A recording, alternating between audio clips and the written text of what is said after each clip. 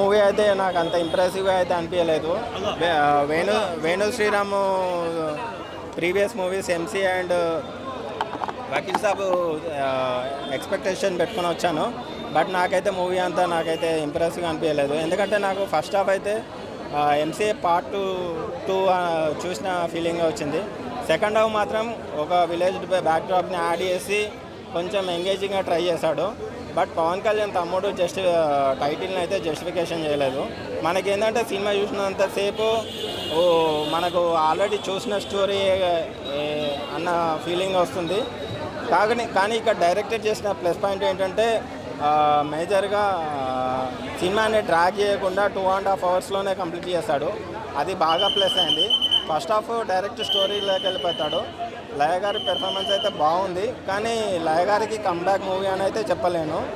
But Nitin గారికి ఎక్కడో story selection miss అవుతుందని నేను అనుకుంటున్నాను.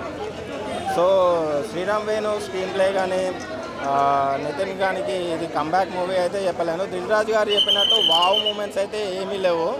విజువల్స్ కానీ బీజిఎం కానీ ఏది కూడా ఏమీ లేవు. సో అంటే ఓకే ఫ్లాప్ అని చెప్పలేను. It's average to above average. ఎందుకంటే ఫ్యామిలీస్కి వీకెండ్ ఏదో సినిమా కావాలి కాబట్టి నడిచిపోతుంది. కానీ అంత ఇంప్రెసివ్గా కానీ అయితే అనిపించలేదు. Routine regular commercial movie.